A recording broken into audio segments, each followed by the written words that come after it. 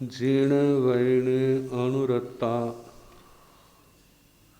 जीर्ण वयण जे करन्ति भावेण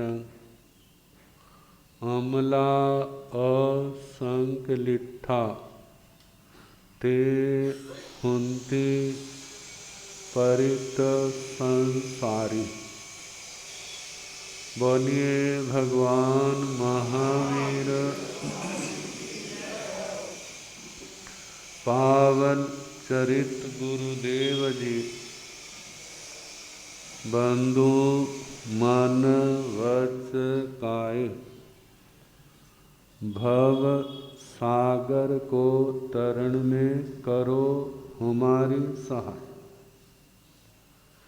जिन शासन जिन वाणी सदा जयवंत श्रवण संग सदा अविचल मंगल हो। मुक्ति को प्राप्त श्रमण भगवान महावीर स्वामी उनकी परम पावन कल्याणी भागवती वाणी वाचक प्रमुख श्री इंदर भूति गौतम आदि गणधर भगवंत जुग प्रधानाचार्य परम पूज्य श्री सुधर्मा स्वामी जी महाराज उनकी परम पावन पाठ परंपरा वर्तमान आचार्य ध्यान योगी परम पूज्य श्री शिव मुनि जी महाराज एवं गुरुजन सबके पावन चरण सरोजों में मेरा अनंत अनंत वार वंदना नमस्कार। उपस्थित धर्म प्रेमी सज्जनों, माताओं तथा बहनों, 9 तत्वों में 18 पापों का वर्णन चल रहा। 9 तो हो लिए, 9 शेष है। राग और द्वेष जोड़ी, राग और द्वेष। जहाँ राग होगा वहाँ पर द्वेष जरूर होगा।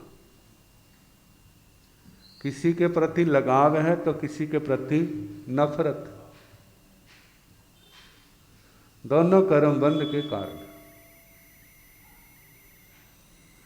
देखो भला, सुबह से लेकर शाम तक कोई दुकान पर, कोई ऑफिस पर, कोई जीवन के क्षेत्र में कितनी बार झूठ बोलता है, कितनी जीवों की हिंसा होती है, हेरा फेरी भी हो जाती है।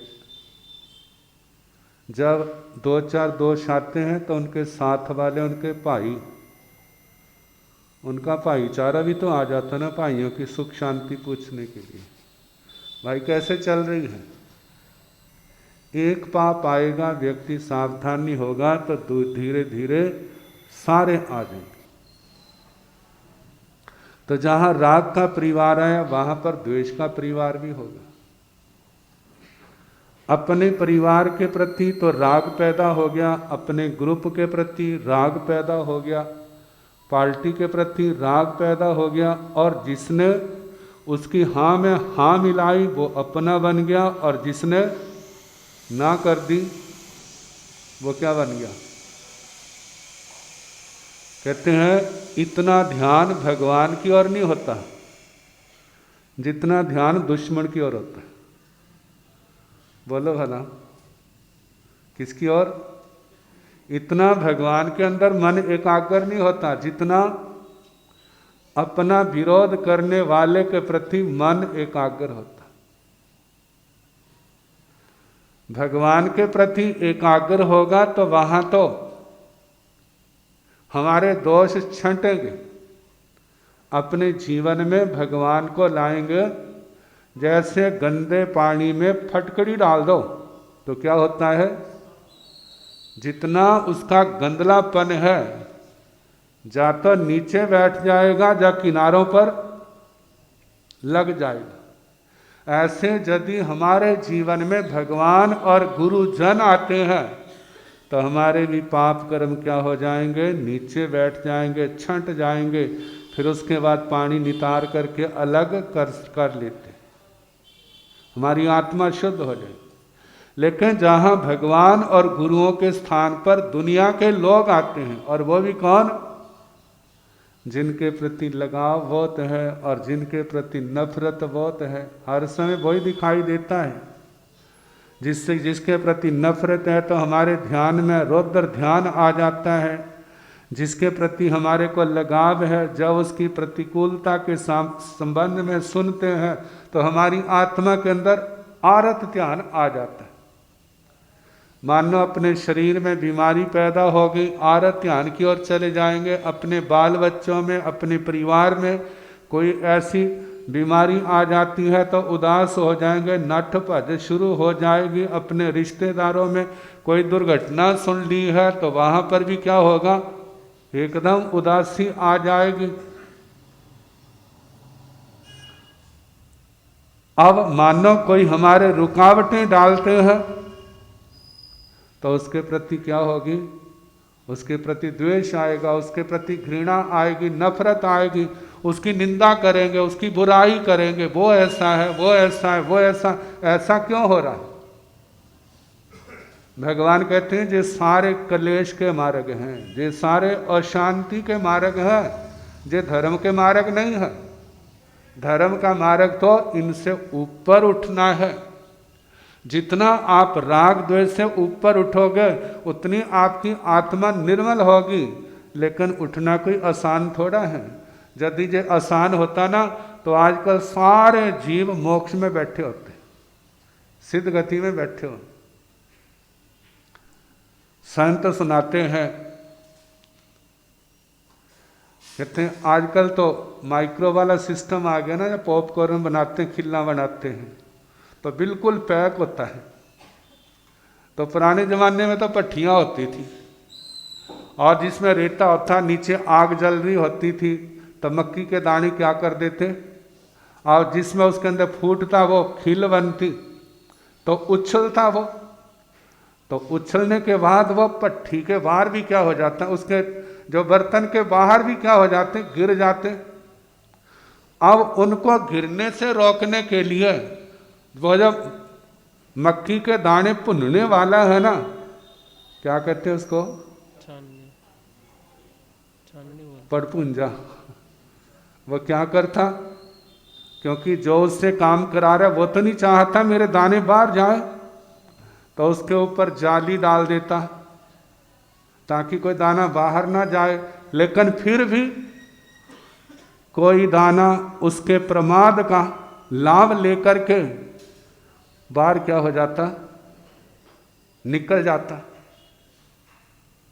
कहते हैं इसी प्रकार जिस संसार में एक पड़पुंजा है, वो कौन है, वो मौनी कर्म है। मौनी कर्म ने कितने जाड़े लगाए हुए हैं इस आत्मा को संसार के अंदर रिझाने के लिए। पहले तो मनुष्य गति के सुख, त्रयंच गति के सुख, फिर उसके आगे 92 अंतरों के सुख, फिर भवन बंदियों के सुख, फिर ज्योतिषी लोक के सुख, कैसे सूरज चांद कैसे तिरछे लोक में फैले हुए, उन सुखों को लांघना बड़ा मुश्किल है। फिर आगे चले तो पहला देवलोक, दूसरा देवलोक, मानो कोई वहाँ भी टिका नहीं तो तीसरा और चौथा, वहाँ भी नहीं टिका तो फिर 5वां देवलोक, फिर 6ठा, फिर 7वां, फिर 8वां, वहाँ भी नहीं तो पूरा दक्षिण और उत्तर में 9वां 10वां उसको लांघा है। तो फिर उसके बाद 11वां 12वां दक्षिण में, एक और एक उत्तर में, फिर आगे 3 ग्रैवेक देव है। फिर उसके आगे सबसे ज्यादा करीम, करीम का मतलब सबसे समृद्ध, जहां पर दुनिया के सबसे ज्यादा भौतिक सुख है, वो कौन से 5 69 विमान। फिर उसके आगे जैसे बोतल के ऊपर ढक्कन लगा देते हैं ना, बर्तन के ऊपर ढक्कन लगा देते हैं, ऐसे जाएंगे। जाते कहाँ से मोक्ष में, इस मनुष्य लोक से, बाहर से तो जाते नहीं है। इसलिए जहाँ से ना जाए, कहते मानो कल्पना करो मोह राजा ने वो ढक्कन के समान सिद्ध शिला रखी हुई है, कितनी बड़ी वाला, जितना बड़ा मनुष्य लोक है उतनी मनुष्य लोक 45 लाख योजन प्रमाण है, तो वो भी क्या है 45 लाख योजन प्रमाण है, कोई जाए ना, कहाँ ना जाए, सिद्ध गति को ना जाए। लेकिन फिर भी जिसको जब सच्ची लगन लग जाती है, दिन रात एक करके उस मोनी कर्म के प्रमाद का लाभ लेकर के अपनी अप्रमत्तता के बल से इन कर्मों के बंधनों को तोड़ करके, सारे बंधनों को तोड़ करके आत्मा अपने जैसों में जाके मिल जाता है। अपने जैसे जो 8 कर्मों से रहित हुआ, तो 8 कर्मों से रहित जो है वो बरादरी कहाँ पर है? सारे 8 कर्मों से मुक्त, वो लोकाग्र में वहाँ पर पहुँच जाता है। बेचारा मोनी कर्म सोचता में रह गया, कहते कोई बात नहीं, मेरे पास बहुत खजाना भरा पड़ा है। कितना खजाना है संसार के अंदर? कहते एक गया है, 2 गए, कितने के जाएंगे? मेरे पास इतना खजाना है, अनादि काल से जा रहे हैं, लेकिन मेरा एक घर भी खाली नहीं कर सके। वह घर कौन सा है? एक सूक्ष्म निगोद, एक बादर निगोद, एक आलू जितने जीव भी अनादि काल से सिद्ध गति को प्राप्त नहीं हुए, तो कितने के चले जाएंगे? मेरे को चिंता करने की जरूरत नहीं है, चलो औरों को संभालो। फिर ऐसे कोई ना कोई क्या होता है? कहते कम से कम एक समय ज़्यादा से ज़्यादा 6 महीने के अंदर कोई ना कोई तो सिद्ध गति को जाता ही। तो ये रोकने वाले कौन है? राग और द्वेष कहाँ पर बैठे हैं? आत्मा के अंदर ही तो बैठे हैं, बाहर के तो निमित्त हैं। बाहर के निमित्त हमारा कुछ नहीं कर सकते यदि हमारी आत्मा साफ हो, लेकिन आत्मा की सफाई के लिए हमारे को बाहर के निमित्तों से बचना है। बाहर के निमित्तों से बचना है यदि अपनी आत्मा की सफाई करनी है। जितना दुनिया का राग रंग है, जितना बैर विरोध है, उससे अपना ध्यान हटाना। कहाँ ध्यान लगाना? भगवान की ओर लगाए, गुरुओं की ओर लगाए, भगवान के वचनों की ओर ध्यान लगाए, जो आगम वाणी है, जो 9 तत्वों का ज्ञान है, जीव अजीव, पुण्य पाप, आश्रव संबर, निर्जरा बंध मोक्ष। देखा जाए ये सारे के सारा वो मार्ग है जो आत्मा को सिद्ध गति की ओर ले जाता है। पहले 2 तत्व जीव अजीव। संसार के अंदर उलझाने वाले कौन है? पुण्य और पाप। पुण्य अच्छे लगते हैं इसलिए करता है, लेकिन जब फल मिलता है तो भोगों में फंस जाता है, फिर नए पाप कर्म करता है, फिर पाप कर्म के कारण से पुण्य खत्म हो जाते, पाप उसको दुर्गतियों में ले जाते, फिर चिल्लाता है वो, कहते मेरे से क्या गलती होगी, तूने अच्छा काम कौन सा किया? अच्छा काम करता तो नरक में क्यों आता? तेरी गलतियों का परिणाम है जो नरक गति। अच्छा अब की बार निकलूंगा ना, अब गलती नहीं करूंगा। जैसे नरक से निकला है, मनुष्य बना है, फिर मौनी कर्म का आंखों पर दिमाग पर पर्दा पड़ जाता है। जब पर्दा पड़ता है तो फिर क्या हो जाता है? फंस जाता है। मेरी माता है, मेरे पिता है, मेरे भाई हैं, मेरी बहनें हैं। और जैसे जैसे उम्र बढ़ती जा रही, जैसे बच्चा जवान हो गया तो माँ बाप भी सोचते हैं। पहले तो किसी को विराग लगता नहीं, लग भी जाए तो कभी माँ सामने आ जाती, कभी बाप सामने आता, बेटा तेरे वास्ते हमने इतना कुछ किया, इतना कुछ किया, तेरे को हमारा ध्यान ही नहीं है।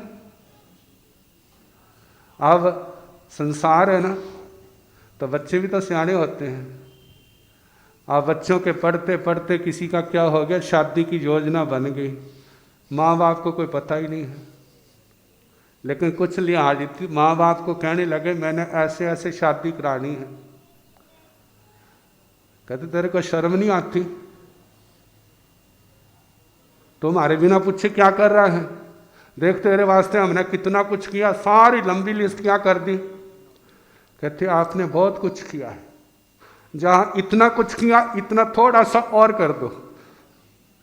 जहाँ इतना कुछ किया है ना, थोड़ा सा और कर दो, फिर मैं कभी नहीं कहूँगा। अब बेचारे माँ बाप क्या कहें? कहते अच्छा कोई बात नहीं। कहते देखो ये संसार कैसे मोह के पर्दे पड़ते हैं। मानो कोई संसार से निकलना भी चाहता है तो मोह के ऐसे झाल आ जाते हैं।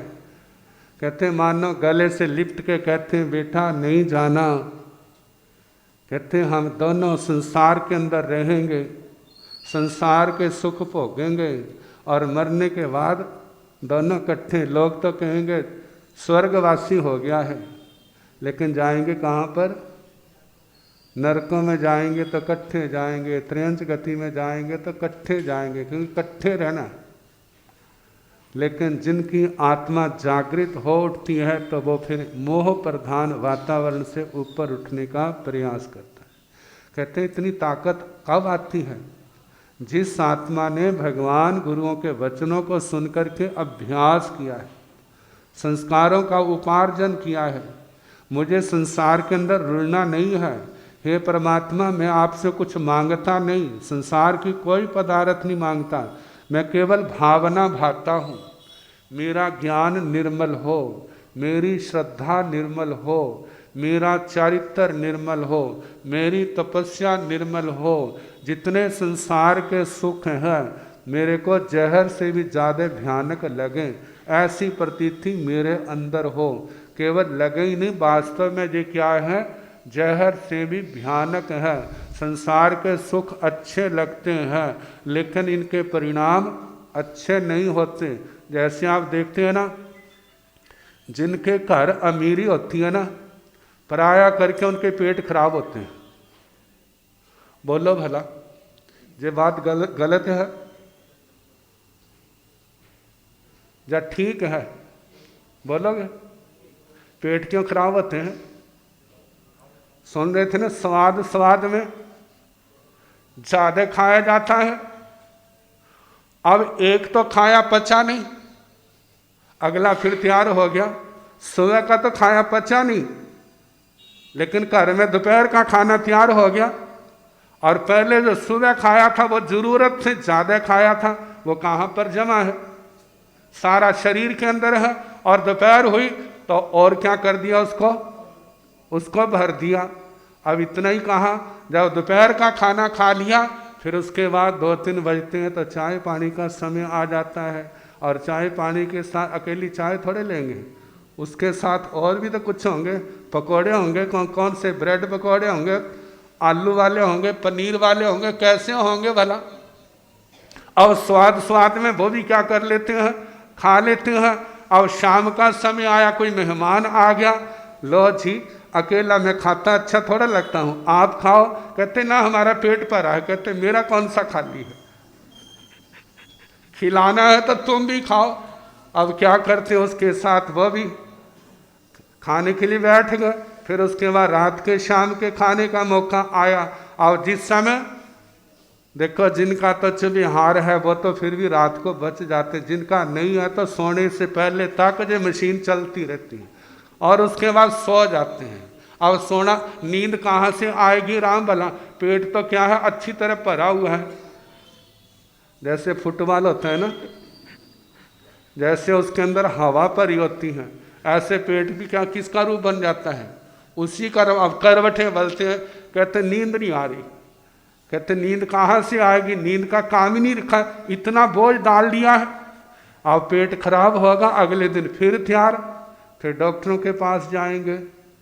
अब डॉक्टर पुराने हकीम तो कहते थे एक उपवास कर ले सारा सेट हो जाएगा, दवाई की जरूरत नहीं पड़ेगी। लेकिन भूखे रहने वाला तो नहीं है। अब वो क्या करेंगे? या तो लूज मोशन लगा देंगे आपको, जब वोमिटिंग का कर देंगे, आपका पेट क्या हो जाएगा? खाली हो जाएगा। जब खाली हो जाएगा फिर होश आएगा, वो स्वाद याद आएंगे। घर वाली बहुत अच्छी है, बड़े अच्छे बड़ा अच्छी तरह तैयार कर, बड़े स्वादिष्ट होती हैं। माँ अच्छी रसोई बहुत अच्छा बनाती है। जहाँ जहाँ जाते हैं तो कहा उनके पेट क्या ज़्यादा करके, किसके कारण खराब है? इन रसों के कारण से। अब खराब होने के कारण से अब क्या है? वो दुखी है। ऐसे संसार के सुख जो है व्यक्ति को लगते तो अच्छे हैं लेकिन इनका परिणाम अच्छा नहीं होता। इसलिए भगवान ने कहा इनको छोड़ो, त्याग कहा, किसका त्याग कहा? कहा पाप का त्याग करो, लेकिन पाप के साथ साथ इन सुखों का भी त्याग करो। जितनी सुविधा का त्याग करोगे ना, जितने काम भोगों का त्याग करोगे, भौतिक सुखों का त्याग करोगे, आपके जीवन में धर्म ध्यान के आने के उतने ज़्यादा अवसर बढ़ जाएंगे। और इनके अंदर जितना उलझोगे तो उतना आरत ध्यान और रौद्र ध्यान के अवसर बढ़ेंगे, जिसके कारण से पाप कर्म बनेंगे। पाप कर्म बनने के बाद फिर क्या होगा? फिर तो नरक और त्रियंच गति का दरवाजा खुलेगा। उनसे बचना चाहते हैं, दुखों से बचना चाहते हैं, शाश्वत शांति चाहते हैं, तो इस राग और द्वेष की जड़ को समझें और समझ करके उससे बचने का प्रयास करें। अब इसके आगे जो आएगा कल जैसे अवसर होगा सुनाने का प्रयास करें।